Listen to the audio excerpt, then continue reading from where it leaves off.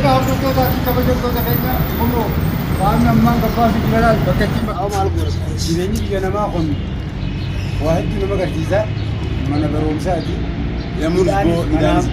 Mana amala sirreessa janii midhaan. Boonidhaan suudhaan qulqulleedhaan nagayaati. Garuu alhamdulillah wantaaf garuu namni fi jiraachuun silaa isin jiraachuu baatte namummaa nagala deemee halli ta'e naa godhu jiru ni ta'a. Ati namni bakka kanaa kan ol bararee ta'a.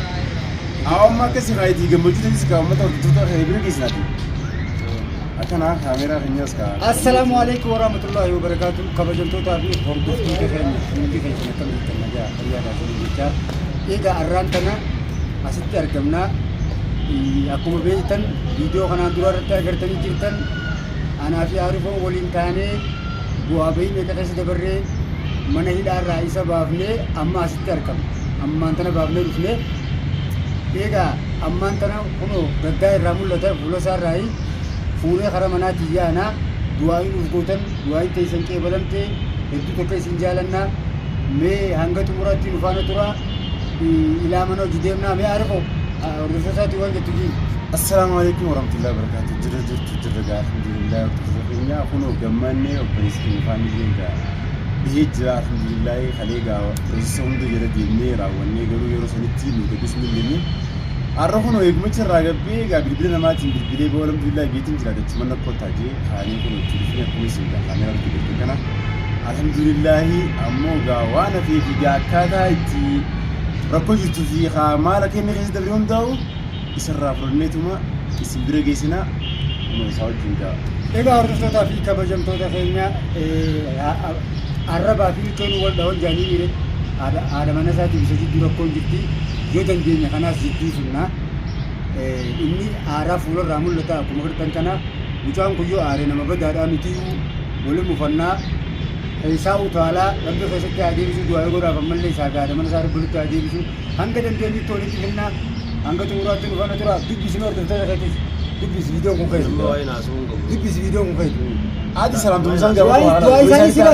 Assalamu alaikum warahmatullahi wabarakatuh. Hordoftoota keenya galatooma isin akka du'aayin haguutanii ture jibisnillee irratti himaa jiranii galatoomaadhaa garuu haasawaan akka itti haasawuuf hin qabu har'a haasawuma kan nuti baranu.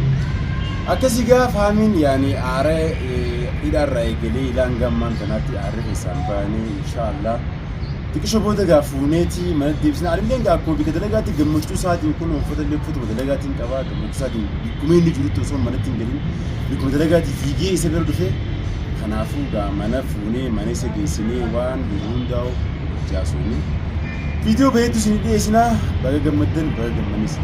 Amma gaa hordoftootaa fi kabajamtoota keenya gara manaa gallaa haasawaa manaatti xiqqishoo waan isarra mana hidhaatti isarra gahee rakkoo isarra dhuftee kana irraa fuudheetiin waliin isin dhageessinaa aara kanaas irraa buufneetii haadha mana isaallee bitu dhufna bakka iddoo isin jirtu deemeetii hangasitti nu faana turaa baay baay isin jaalanna. Waan bakala finneera.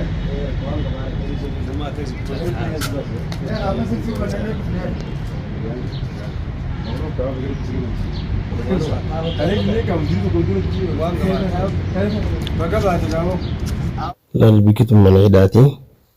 Hidhaati gizee dura gabbaan jechuudha. Gizee dura gabbaan ummaas uummanni dhorku jira. Uummanni gabbaan farcheessa maruutti hin dhiisu. Eegan booda makiinaan baasaan yaani eege baasaa yaani booda baasaan karaa haroomtu baasaa yoo jira. Ammas deebinee jechuun magaalummaa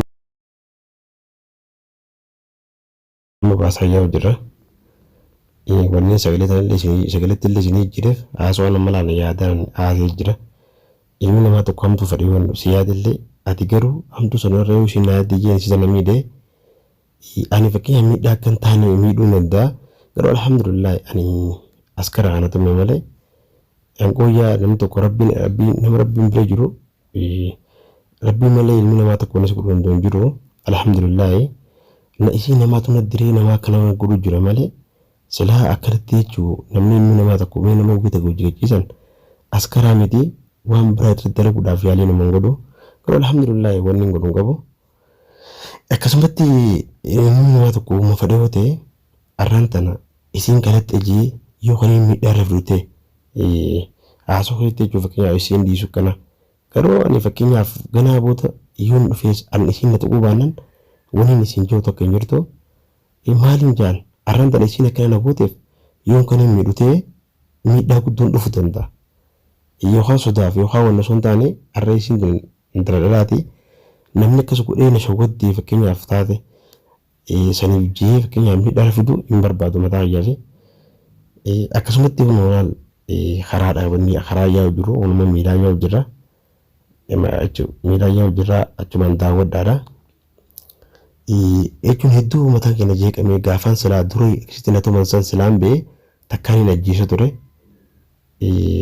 Tumisiisaan na tumanii fi jechuun wanqaan miidhame sinaatu beeka. Viizoon irratti waliin kana sinni faasee meedhaa keessattillee gisee nuti irraa gabbaanu viidiyoo baanta akkasitti hin dhiisu wanganaa walii yaamee moggochaan sayyaamee jechuun moggoo eegaan achi booda isaan achi dhufee na dubbisanii akkasitti yaannee warra mana dachas waliin dhayne haa ta'u ilmi namaa tokko fakkeenyaaf Israa'elni beektan meedhaa keessatti abbaan fedhe viidiyoo amma keessaa Yemen rabsha gidduu walaa biqiltoonni bikkan ulaa hin gabboo Yemen tun rabsha jirti. Yemen yoo kanatti suuraa dhiisi suuraa akkanachi qabde akka waan namni kun dhannoo waan hojii qabu uummatummaa fakkeenyaaf Ameerikaa kana hojii qabu bika bareedduu achuu agarsiisu yookaan ammoo mootummaa uummata simiidhu jiru agarsiisu tokkotti hedduu takkasii wanna jaani amma ammaatu fakkeenyaaf viidiyoo sagalee irraa qaban ta'u uummanni dubbatee ni jira. Viidiyoo immoo osoo karaa yaa'u jiru maru jira viidiyoo tana osoo karaa yaa'u maru jira. Ilmi namaa tokko immoo fakkeenyaaf waan fedhe yoo ta'e ni mudata. Wanni yoo qabdanii innis yoo rakkina taates yoo fakkeenyaaf yoo du'a taateewu hanganuma. Garuu alhamdulillah fayyaanaa kan akkatti hin deema jee ni yaadne akka yeroo sun keessatti fakkeenyaaf aaree yookaan gusoo lajjeesanii irraan dalagu. Uummanni kun ammoo wanni isaan harkaa qabanii ibidda isaan ibidda harkaa qaban. Ani fakkeenyaaf yoo isaan kana dhiyeewu ibidda sana yoo fakkeenyaaf mee kana dhaan taate dhugaa dubbannee rabbi sodaa taate malee mee kun fakkeenyaaf eenyutu gumaa naa gaafachuu danda'a as keetti immoo jaartummaa hojjechiisee jaan malee imaarratti akkanatti namni ijoon jiru wallaahi waan hin taane waan naa buusanii jira dhugaan isin miti. Ani ilma muslimaati hamtuun dalagajee takkaa fakkeenyaaf jaartii sun qabuutiin haraam dalagajee takkaa yaadin beeku. Waa'ee itti yaadne tana namni keenya oofu jiru hedduu jira. Garuu alhamdulillah wallahi ani amma ishiir akka jeejaa waraabessi nama na dheerra achi gee yeetu na aarsaa ani fakkeenyaaf daraartuun yoo akkana na gooteewu isa fakkeenyaaf biraa abulu kana godhe jeesanitu na aarsa dhugaan isin himaa. Obboleeyyan kiyyaa garuu namni arran tara quba sillaate qubni afur akka itti laatamu jiru qofa beeku qaba. Jechuun ammaan turtuu jaan daftee nama dhaqqabdi. Warreen hamtuutii ganaan feetanii ni gammaddan. Zajaadhi isa rabbi isin ifaa qabalu. Akka fedhitoos dhaamus raajii dhaqee akkama ifiin kaasa. Isarratti himadhuus namni fakkeenyaaf iddoo amanaa godha obboleeyyan kiyyaa. Himadhuus namni fakkeenyaaf yeroo sun ammatti naa godhu hin jiru. Garuu obboleessi kun jaan hammeenya fedhoo taatillee wanni obboleessi ga'u hin jiru. Isumaatu jechuudha. Isumaa fi gaadachaasullee akkasitti bira dhaabbatanii jirni hejjebiisee isaanuma ati namni kan si gala laffee obboleessa kee malee namummaa si gala laffee kanatti siif yaadus hin jiru dhugaa dubbanne. Garuu alhamdulillah ati waan hundaaf fayyumaa fi hedduu mataan keenya jeeqame dhugaa dubbanne. Walaa garuu alhamdulillah rabbiin yoo fakkeenyaaf xiqqoodhaa yoo irraan tana yookaan immoo ayee kun miilisan karaa sana dana facaasanii inni na wallaana fakkeenyaaf amma bakkeessa harkina cabe harka sana namni shukkume hin jiru. Bakkeessa nama dhiisanii jechuun namni shukkume hin jiru. Hedduu kan midhamu duunaatu beeka garaa keessas fakkeenyaaf namni tokko tumisi kun tumisi bar dhiiga sirraa buusanii rakkoon qabu on ilaaluu qabdan. Tumisi nama miidhu kan fakkeenyaaf jechuun kalee keessa garaa keessa akkasitti jechuun waan dhaameefis yoo miidhamees garuu alhamdulillah lamma akkaan deemuun fayyaan qaba. Garuu alhamdulillah namni fitti ani miidhamuus miidhaa dhiigeessan namaan itti himadhu hin qabu. Garuu fakkeenyaaf isin hordoftoota kiyyaa du'aa caala waa hundarraa rabbi nama miidhiin waa bakka sana dhukkubu sun rabbi nama miidhiin. Obboleeyyan akkasitti bakkee immoo viidiyoo sana jechuun waliin sagalee sana illee isin qabeessu viidiyoon bakka nuti itti marree askara sodaa namni hundinuu sodaata dhugaan isin himaa dhaggeeffadhaa. Askara namni hundinuu sodaata sodaa keessa daqiiqaan qasanuu jechuun bakka qasanuu akka dhoohisatti maranii karaa jechuun yaa'u jirra.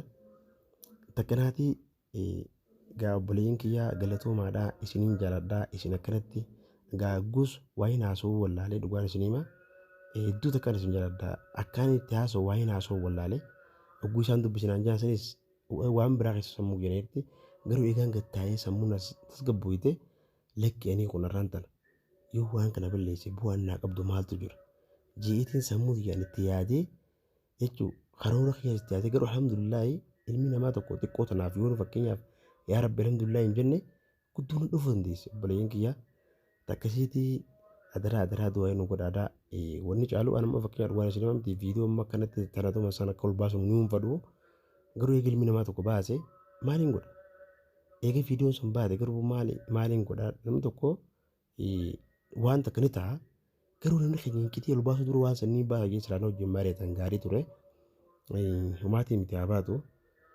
Waan tokko boonuma jirti aadiidha garuu khayrumaaf waan hundinuu.